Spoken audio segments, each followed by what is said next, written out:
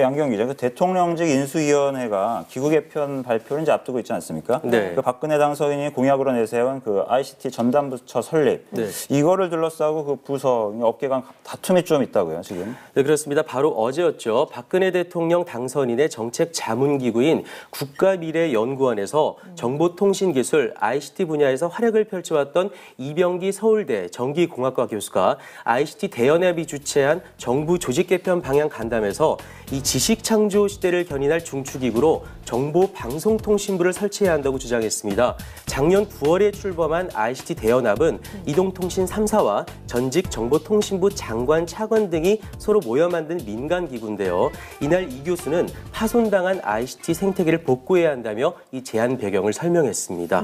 네, 이 교수가 제안한 방통위 개편 방안은 이 하나의 행정관청에 그 권한을 일임하는 조직제도, 즉 독임제와 여러 사람의 합의에 의해서 이루어지도록 하는 조직 형태인 합의제를 서로 합친 형태로 알려졌습니다. 네, 그렇군요. 이병규 교수가 제안이 독임제와 합의제를 합친 형태. 네. 그 기존의 방통위하고는 어떤 차별성을 가지게 되는 건가요? 네, 이 새로 추진 중인 정보방송통신부는 이 정책과 지능 사전 규제 그리고 콘텐츠, 소프트웨어를 담당하고요. 기존의 어떤 사후 규제라던가 방송, 공공성에 대해서는 이 새롭게 개편되는 신방송통신위원회가 담당하게 하자는 겁니다. 또 이 정보방송통신부는 정보, 통신, 방송, 콘텐츠 등 이 모든 업무까지 포괄한 부서로 이 과거 정보통신부 영역에 방송과 콘텐츠를 추가하는 등 규모를 크게 늘린 형태입니다. 이렇게 말씀하신 대로 조직이 바뀌면 아무래도 이 관련 부처의 업무 분담에도 변화가 생길 것으로 예상이 되는데요. 어떻게 보시나요? 네, 일단 이 교수는 지식경제부를 대표로 예를 들었습니다.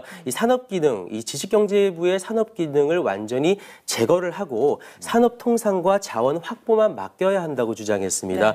이에 따라서 뭐 문화부, 행안부, 교과부, 노동부, 국가위 등도 이 정보통신방송부 등장에 따라서 연쇄적인 업무 조정이 불가피해질 전망입니다. 네. 당분간 그 부처 간의 좀 혼선이 예상이 되겠네요. 네. 그렇다면 그 박근혜 대통령 당선자가 그 얘기한 바 있는 국정운영의 핵심을 놓겠다고 한 게 있죠. 미래창조과학부. 네. 이건 어떻게 된 건가요? 네, 한간에 말이 굉장히 많았습니다. 네. 서로 의견이 굉장히 분분했는데요. 그렇죠. 뭐 ICT랑 뭐 미래창조과학부가 뭐 서로 뭐 통합이 된다, 뭐 소속이 된다, 아니면은 정말 뭐 양쪽 과학계와 ICT 업계가 따로. 정말 또 따로 또 뭐 반발이 너무나 심했는데 일단은 이 교수의 발언에 따르면은 ICT 업무가 미래창조과학부에 부속되지는 않을 것으로 보입니다.